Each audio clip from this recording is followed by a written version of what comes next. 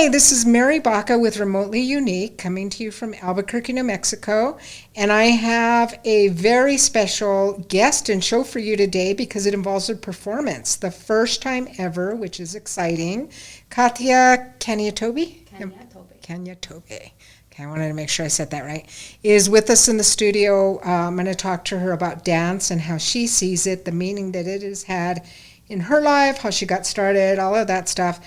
And then she's going to actually perform. And she does a very unique kind of dance, as you're going to see. That's all I'm saying for now. But yeah, welcome to the studio. And this is the second time you've been here because we met and talked about other stuff. I want to welcome you to the resilience team. And we were talking before the show, all kinds of exciting stuff going on. We're definitely going to collaborate on some powerful things together, so that's cool.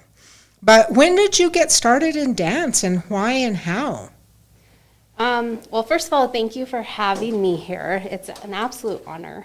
I really appreciate the opportunity to perform always, and it's truly a medicine for me. And it comes through me, and then I, produce a performance, and it's in a prayerful way, a meditative way, and it's going to be received by everybody differently, wherever you're at in your life. Some people might find themselves crying, some people might find themselves smiling. It's also an entertainment. When I was That's very true. younger, I never thought about that, but that's so true. yeah, it's a medicine in many ways. I mean, performing art is Yes. that in its entirety. We're creating a performance for an audience, and it's all in different forms. Music, dance. There's a variety of circus acts. But when I was little, I was wiggly all the time, but I was also very quiet. I was a quiet child and always in the back of the classroom, but I couldn't stay still. I needed an outlet. It was like electricity flowing through me. And only now as an adult do I understand that and what was happening. And I think, possibly some spectrum of autism or ADHD. I mean, we're just now beginning to really touch the depths of what that looks like for each individual child growing up. At that time, it just wasn't like something that we really explored and talked about. It was just, hey, here's this child that's wiggly, let's put her in the back of the classroom. Mm-hmm. And so I little by little found my way into dance classes, different kinds. I never really found one that was like, oh, this is my heart and soul, like this is what I'm going to do forever. And I just caught on really fast. Like I learned many of the moves and like it was postures. Natural to you. Yeah, it's like it was my language. It was absolutely something I could interpret music-wise, beat-wise, the rhythm coming up from the earth through my feet, all the way up through my body and out, to produce something. And so naturally, when opportunities came up for me to join a dance team or hip-hop in the hallway, I learned yoga from my aunt in 7th grade. She introduced me to yoga. Yoga was still pretty new in the U.S. There was maybe a few studios here and there, but nothing like it is now, where just about everybody. Like second language. Yeah, we all practice it, some form of it, or familiar with it. At least we've heard what is yoga. And because you're a certified yoga instructor too, huh? I am, yeah. And I always wanted to become one, and I just took the leap a few years ago to do it. But she introduced me to yoga, and I did that on again, off again. But one thing that I really loved about yoga was that it helped me find my calm. And again, all of life, it doesn't matter what job you have, what your family status is. We all encounter chaos at moments. Sometimes there's calm, but we all have busy lives. We all have chaos. We all have obstacles to overcome. The goal is to work through it in a methodical way with the best outcome. At the end of the day, that's everybody's goal. Breath work and meditation of some form helps us acquire those goals. Absolutely. We have to remember to breathe. We hold our breath all the time. Yes. And I did when I was nervous. I believe that half of our anxiety attacks, I don't have them like regularly. I don't have that issue, but I've had them before when life got too hard. I've worked in emergency medicine, and I've witnessed people having them. So I know the symptoms. I know what caused them in the 2 times that I had them and was diagnosed with that at that time. I'm thankful that I don't have that issue regularly, but I know a lot of people who do. Yes. And at the end of the day, the first thing we start saying is breathe. Let's slow your breathing. Let's slow your breathing. Let's get in a rhythm. And when it comes to meditation, most people don't want to sit still. They don't want to. I didn't want to sit still. That's my It's only hard option. for people. I can't sit still. Who can? Very few people actually do. And what I learned with yoga is that essentially, in the U.S. we call it yoga, but it's actually asana. For all intensive purposes, to use the proper terminology. Is that what it's called? We are practicing asana when we practice the movements, right? Okay. We're practicing asana, and that is one of the limbs. Make it look graceful. I'm not. When I do yoga, it doesn't look like that.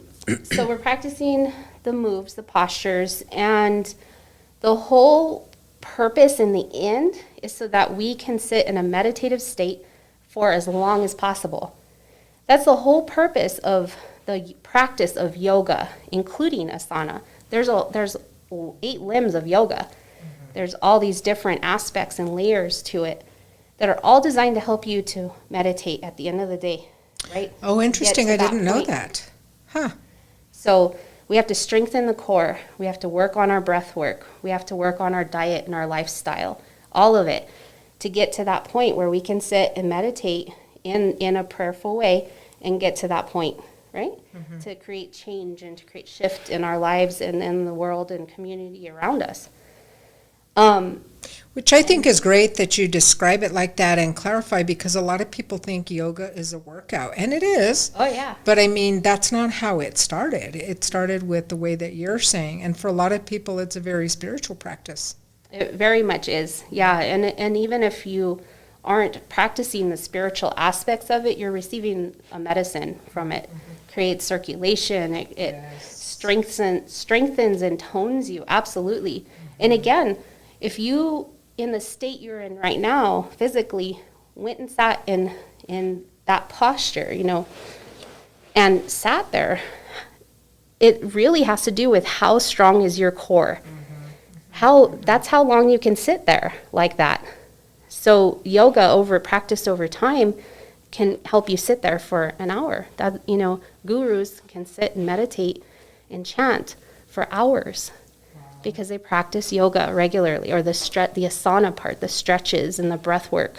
They know how to get into that state. And that's how they're able to hold space for the planet, essentially, or their relative community around them. So yoga's been a big part of my life. I am not like a pro at it by all means. I'm a forever student, and strive to incorporate that into everything I do. Again, goes back to being in this peaceful state of mind so that I can just function, right? And so with that, it's like metaphorically useful tools in everything that we do in life. From the way that we walk, from the way that we talk, from the way that we live our life. And metaphors are essentially a story. So what is it that we want our story to be? How do we want to present ourselves? Do we really want to have the struggles that we have. I would imagine that most of us would say, no, I don't really like that. But we don't Be always, amazed though. Some people are very caught up in that. they're caught up in Not it. Yeah. intentionally, but Right. So that's where it's helpful to recognize where we're not breathing, because that is our trigger, right? And so this has been my journey to finding a way to wiggle my way through, because that's essentially what I'm doing on a pathway. I'm not just walking, I'm not just standing still. I am literally wiggling my way through and figuring it out as I go. So essentially, my goal was to identify what triggered me, what made me not have a proper heart rate, what made me not breathe correctly, and what triggered that response in me. And of course, I utilized a lot of my medical skills, looking at my skin color change. What are my eyes doing? What is my hair doing? What is my skin and my nails doing? Those were all things that I learned, throughout my years in emergency medicine.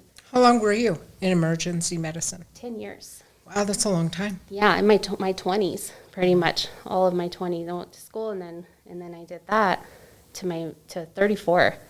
So, and then I decided on a career change, and that's been a little bit of a slow process. But in that time, from the time that I left medicine and realized that there was something more that I needed in life. I wanted a different story. So I, little by little, started to identify how to get that story. And what were my goals? I want to dance. I want to move around. I want to wiggle and start there. You have to work on yourself, essentially, before you can guide others into Yes. the pathway that's right for them. Well, yeah, because if I always tell people that are in counseling field, if you haven't been there yourself, how can you, help lead people in the direction that fits them? But it's kind of what you're saying. Yeah, absolutely. You don't have to be perfect. Yeah. We have to stop saying that we're going to only show up once we're perfect and we're in competitive mode. We have to stop looking at it like Yes. that. You are exactly as you should be today. The main goal is to show up, because if you show up, you're going to receive the tools and the guidance that you need for that day to make it through. And every day after that is just start showing up. Go for that walk. You call that friend that you've been meaning to call. Just show up. And at the end of the day, again, it's these trigger responses that we have to recognize first, and then work with our breath, work with the rhythm of our heart. There's very few things that make you do all of that in one. And I would have to say I haven't identified all of them, but dance is definitely one of them, because you often do it to music, and there's a rhythm there.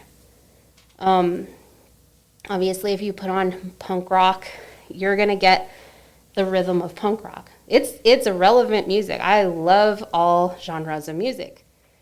But you're going to get that kind of breath work and that kind of heartbeat.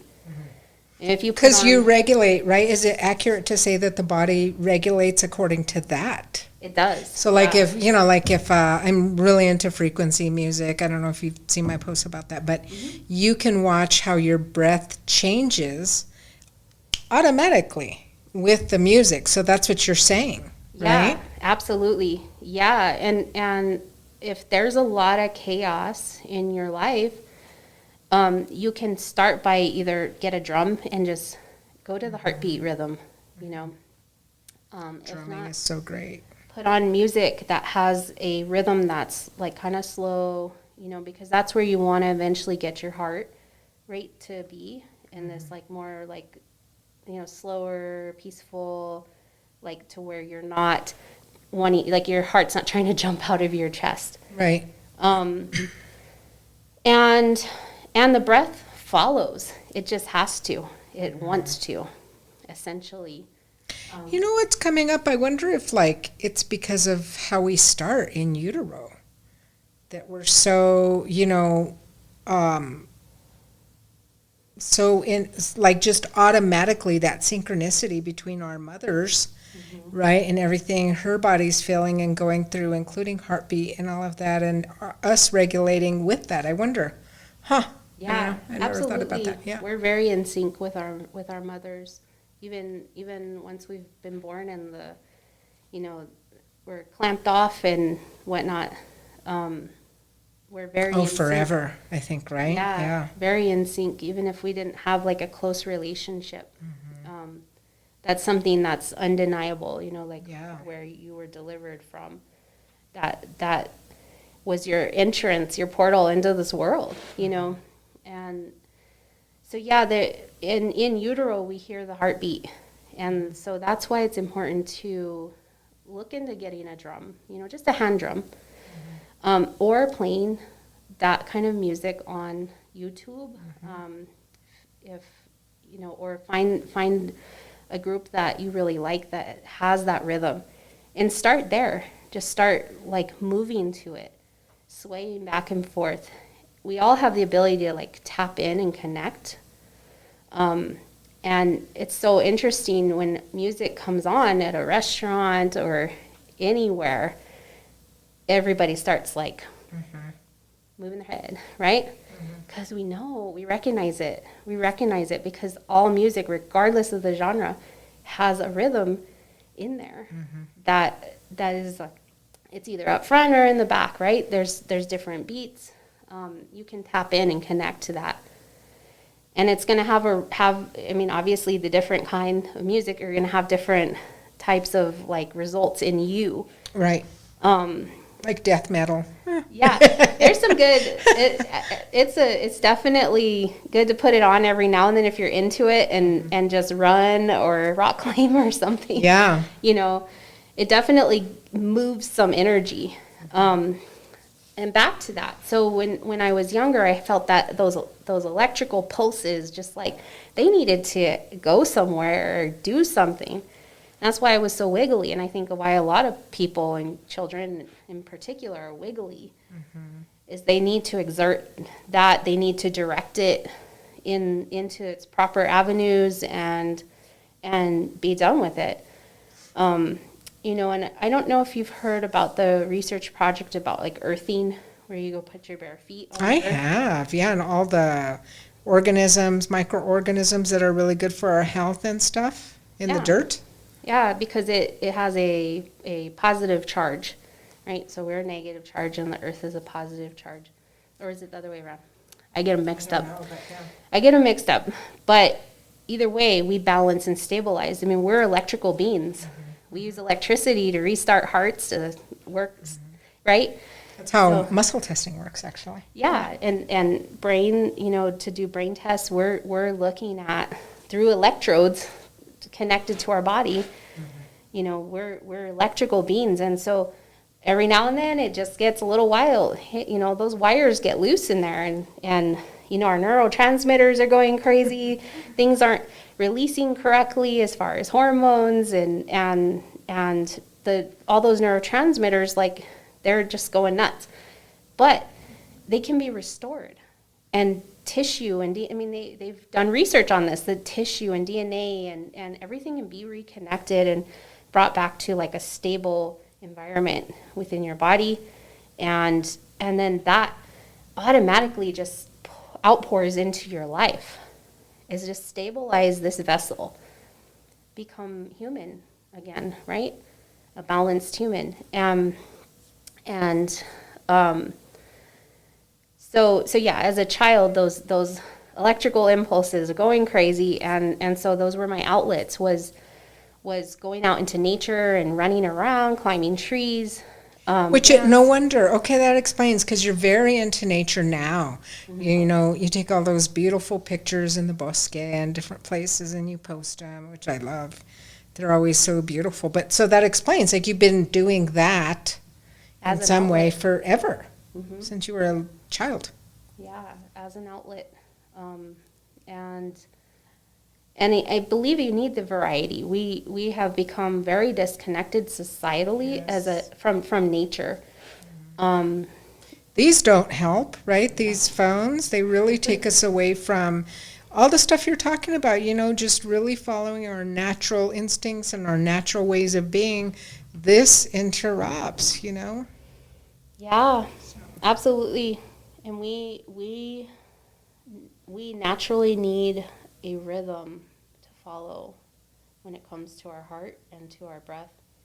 And it just, there's different avenues, but like I said, dance has always been like the way for me. Like, and when I go to nature, I don't post this. I go to nature, I take my shoes off and I dance. And sometimes I'll go once or twice a day. I'm a very active person. And when I worked in emergency medicine, I worked night shifts. I did 12-hour night shifts, 3 or 4 nights a week. Sometimes I overworked. Like if somebody had a baby, I would work their shifts. And I didn't know how to say no. I didn't have good boundaries for taking care of myself and practicing self-care. And I got really unhealthy. And I got up to 210 pounds. Wow. So I had to make a lot of life choices and changes. And that's when I first started going back to yoga as a regular practice. And then the next thing I realized was that I needed to make more changes. Yoga was working. The overall practice of yoga was working, and diet and some other exercises, but there was still more that needed to be done. And so I went to day shifts, and then it was like there was cake and sodas and chips in the break room. It was worse on day shifts than it was on nights, and I thought, oh my gosh, I love you all, but I can't be near this. I clearly have a food thing. Sure. I love food. Well, and then That's when been you my pair vice. the anxiety of working in that environment, right, because of the crisis and stimulation all the time, even from the noises, and then you pair that with food, it's easy to get conditioned, right, that anytime you're stressed, to eat. Yeah, it's a really common, It is. And so it made sense to just completely stop working at altogether. I tried the PRN thing and worked a shift here and there, and it just, I would go right back to my food thing. And it would take me weeks to get off of that cycle, because once I had it, I craved it. Yes, yeah. So And addictive. so, yeah, that was my vice, was food. And so I was ultimately pre-diabetic, and I needed to change. I didn't want to go out that way. I wanted to change it and get off of that list. And so, I mean, I again have witnessed many illnesses in people, and diabetes is a really hard way of life. Once you've had insulin, you become insulin dependent, and there's just so many layers to it. And I lost my biological father to that. Many Native Americans have diabetes. And they say that it's like a family trait, but it's not. It's Lifestyle. a lifestyle. Yeah.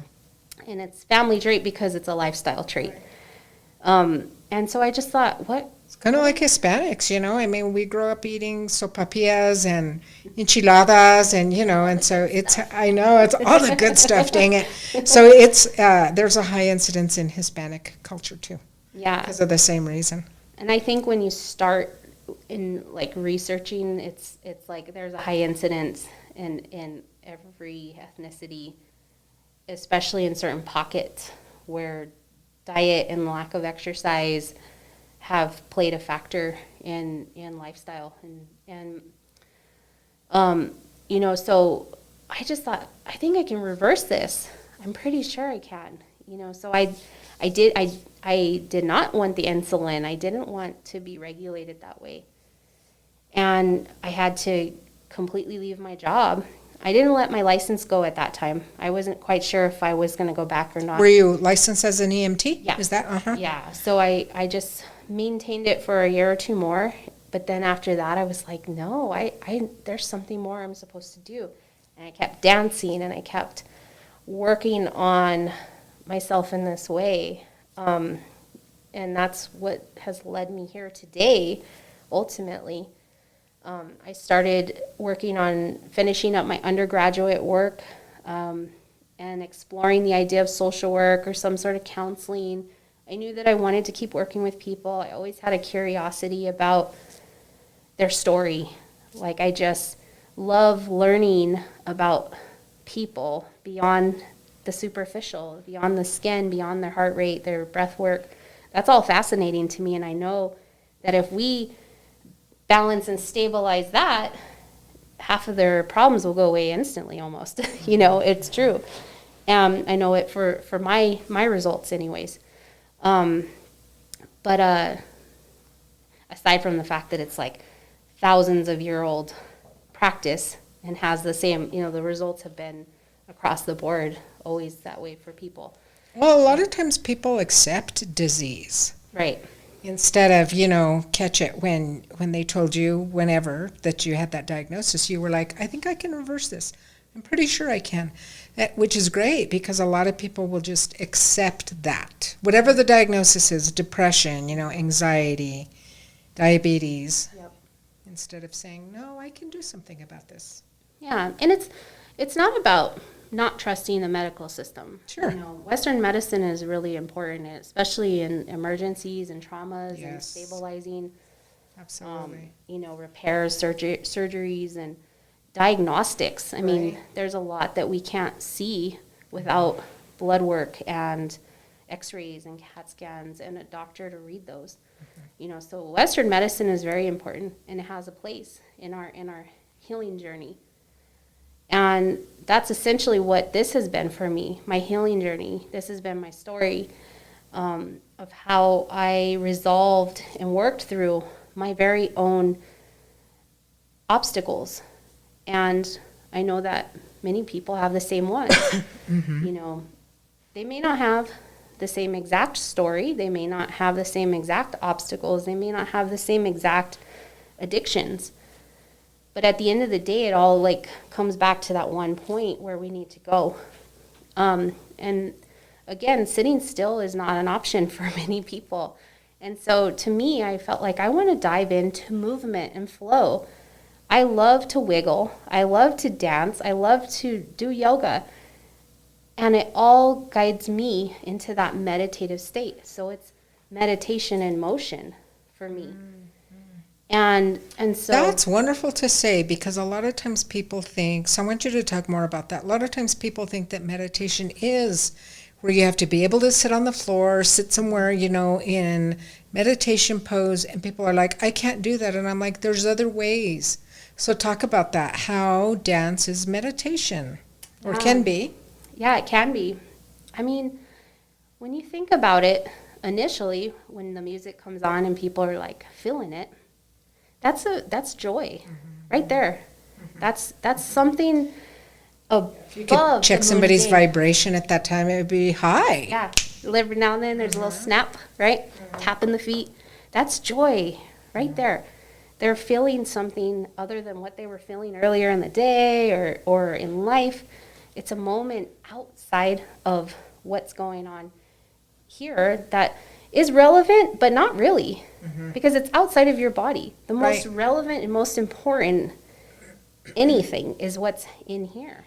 And we forget that, and that's why we're so overgiving of ourselves and forget that this is the most important. Right inside here. And so, yeah, that's the first step right there, is that feel some joy. That's going to take you back to the beginning, your breath and your heartbeat.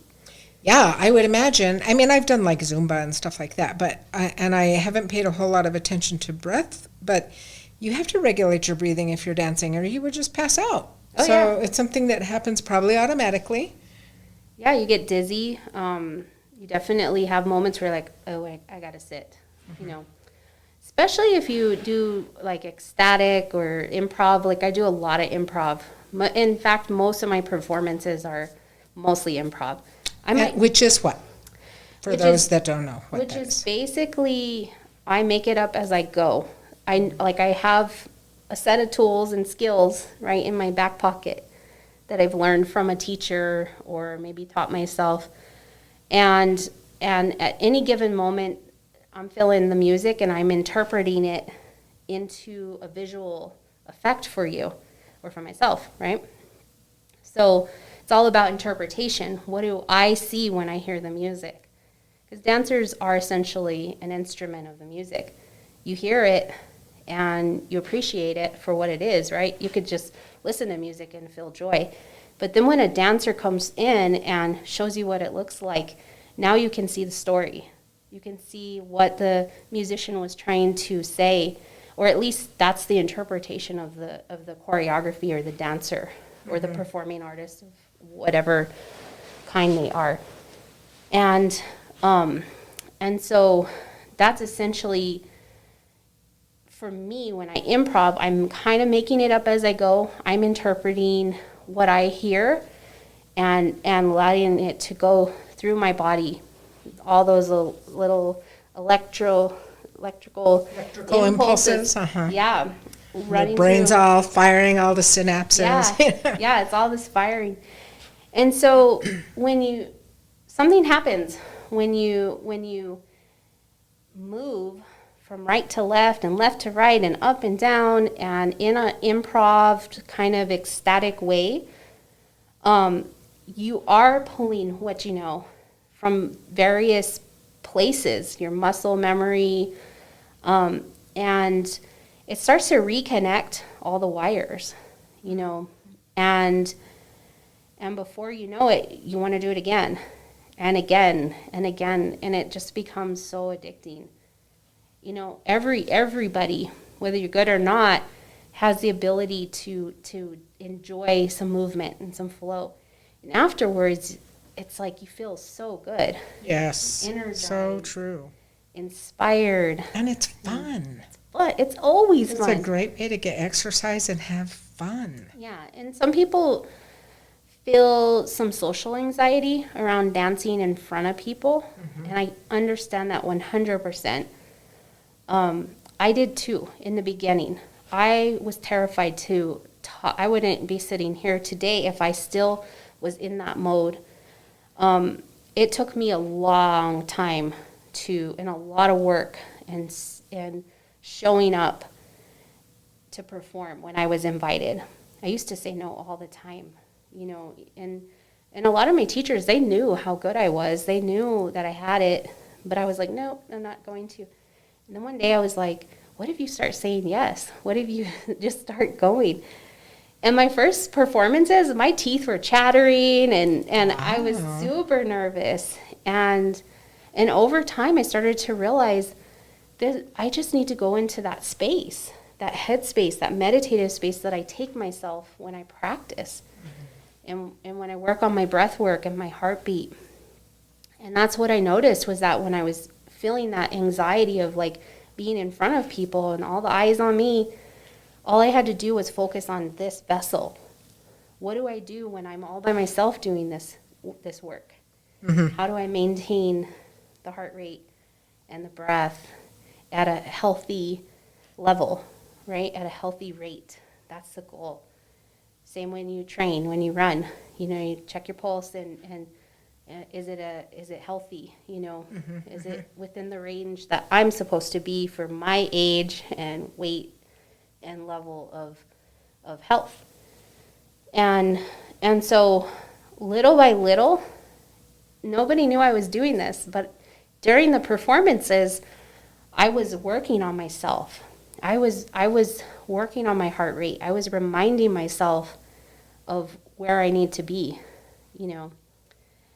And so I developed such a deep connection and relationship with myself just doing that. Learning to trust me. Learning to trust that my skills would come out when they needed to. I would remember what I needed to remember, to bring my interpretation of the music out and have the audience appreciate it, And also being like in your body and body focused. You know, when you say that you really like connected with yourself, you would have to, you know, so that's really cool. Just really having to pay attention to all those parts of your body. Yeah. Creates a whole new level of trust and respect for what you are as a being. You know, what you're capable of, what you really can do. And when you have that level of trust, you start to not pay attention to what other people are thinking or saying. They almost don't exist in that moment because you're in meditation. You're there. That zone. You're there, yeah. What about patience? That's one of the things I first told you is, man, you know, that my impressions just watching you dance on Facebook, because until today I've never seen you do it in person. So thrilled for today. But as I said, you have got to have a lot of patience or learned a lot of patience through dance. Is that accurate? Oh, yeah. Yeah, it takes a lot of patience. Especially when you put a sword into the picture. Yes, because I was so wiggly and like impatient most of my life, like just anxious to like get there and learn it quick. And, you know, again, it's that like walk fast. When I worked in the ER, we had to walk fast. We had to get IVs in fast. We had to do everything fast. Yeah. There was no, if you slowed down, then you got in trouble or whatever, you know. And so we're always like in this competitive mode. So it took me a while to release those strings, cut them all off, and go into this patient meditative state, and allow myself to do everything at the pace at which I was comfortable with, not at the pace that anybody else thought I should be at. And of course, dance alone helped me get there. You know, I've been dancing on again, off again all my life, but it wasn't until a few years ago, really. Like, I'm 37 now. I was 34 when I left the ER and really started diving into dance and yoga and whatnot. And so I practice every day. I wake up at 4 in the morning so that I can make sure I get my yoga in and my breath work in. And then sometimes I go back to bed. So you do that every day? Almost every day. Wow. Yeah. That takes a lot of effort to do it, and realization that this is part of the process. We want overnight results, right?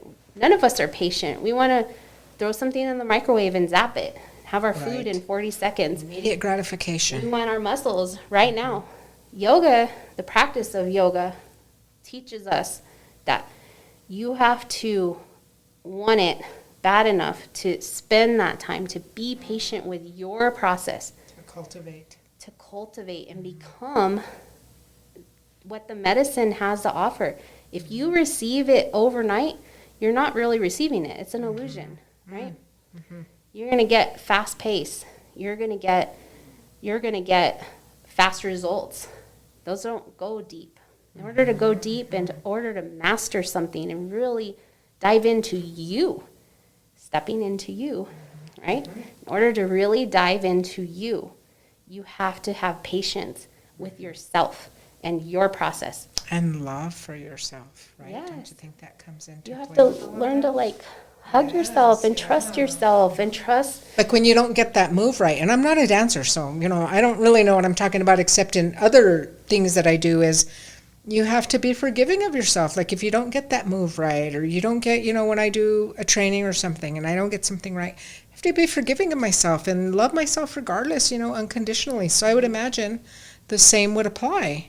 Yeah, that's where you were at that day, and that's okay. Right. You know, we were taught not to love that person. That person that Something's wrong. Yeah, they're weak. They're this, they're that. You know, we were taught not to love that person in that state, that day, in that moment. And so that's basically what the practice of any practice should really be about. Any practice that makes you look at yourself, you know, and love who you are takes time and effort. All mastery does. And we learn this in Kung Fu, you know, like, because I do Kung Fu. And Tai Chi.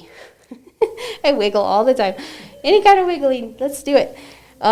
Is that it's mastery through time and effort. That's what Kung Fu means. Oh.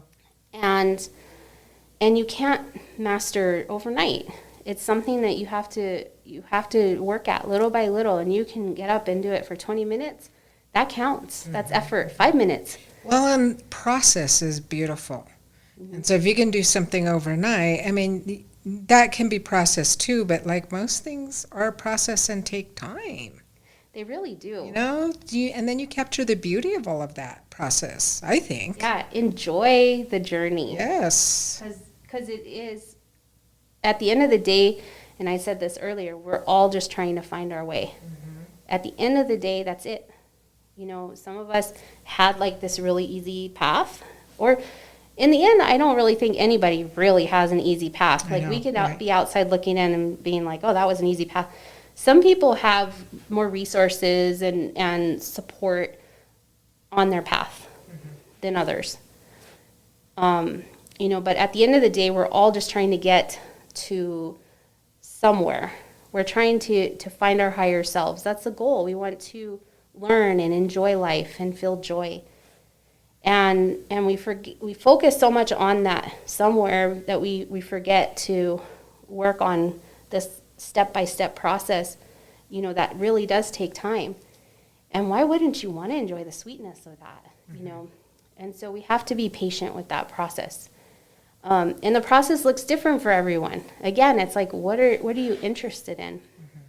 I remember this Ute storyteller, I'm going to forget his name, but he said, discover what your passion is. Do that. It'll take you anywhere you want to go. And I, after that, it was a TED Talk on YouTube. After I heard him tell his story of creation that he grew up learning, and then he told another story, but that word right there, I was like, I want to dance. I want to basically tell stories and help people tell their story through movement, through dance. Help them get to that meditative state that is so challenging for us to get to, because that's our higher self. That's our higher purpose. And to not be ashamed of the process of where we're at, because we all are on different levels of physical abilities. We're all on different levels of spiritual and mental abilities. And it's all okay. It was always okay. Well, and I love your versatility, because even with the style of dance or the genre, you're very versatile in terms of, you know, so if you were trying to show somebody else, you're very versatile in terms of what's going to appeal to them. You know, I'm excited to have you be part of the Stepping Into You Reinventing Yourself program. You know, we're going to be meeting over the next couple of weeks and talking about that, but I'm excited that you are willing and wanting to be part of that, because we truly collectively, you know, there's a group of us women that I've brought together and bringing together that I know we're just going to create magic together. You know, you used that this morning on Facebook when we were like kind of preparing for a meeting up today, you know, is I know it's going to be powerful for people, for women, for the women that are going to come through the program. Yeah, there's going to be meeting them where they're at, you know, same like with the dance, meeting them what genre appeals to you, for example. Yeah, and let's start there. Yeah. I always like this statement that we learn in yoga teacher training, or yoga teachers will often say it, meet me on the mat. Yes. You know, and meet me on your mat. I want to see where you're at on your mat. And there's nothing wrong with you. Like, let's meet you where you're at and go from there. Yeah, I think that's exciting. Well, thank you so much. What a joy to sit and talk with you and get to know you better, you know. And now, in a little bit, we're going to join Caitya back again, and she's going to perform. So, stay tuned.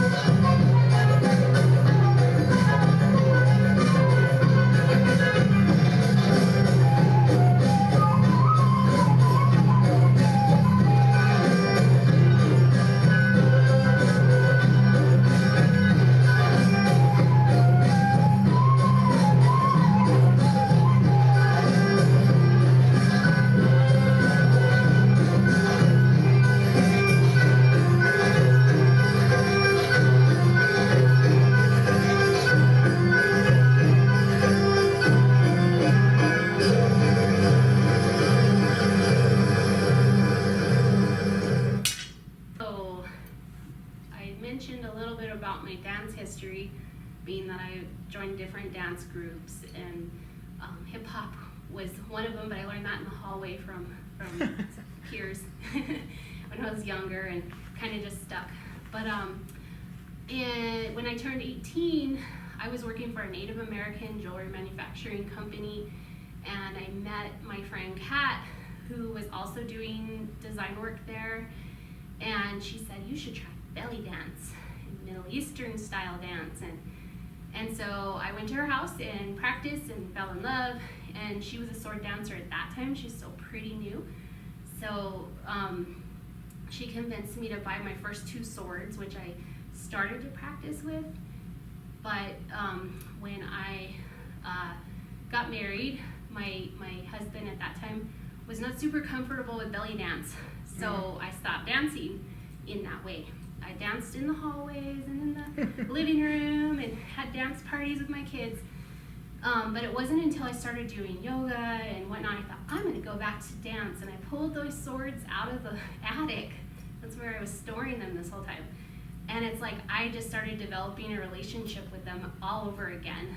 And in a way, I feel like I appreciated them more at that point, because I needed a connection. I needed something that I could learn to trust myself with. And I had already been dancing for a while, a couple of years at that point, in belly dance. And adding the swords as a layer was the perfect, like, this is what I need to focus on to help me and remind me to slow down and be patient with my movements, because if I'm not, that sword lets me know like that, Yes. that I'm not being patient with myself.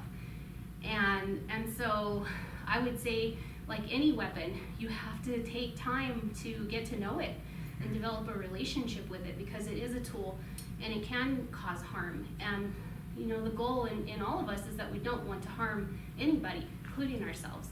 And so the sword has been this ongoing connection and relationship and an extension of me.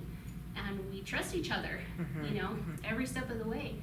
And from there, I did find Kung Fu, which has tons of sharp weapons that you get to work with and learn, like the Quan Dao and a spear and many other super cool tools that are extensions of me. So eventually, as a fusion dancer, those will kind of be incorporated into what I do. Nice. Once I've gotten them down. So as of right now, I am partaking in the double sword dancing, and it hasn't been super successful yet. They fall off. So as soon as I have developed a relationship with 2 swords at the same time, stay tuned,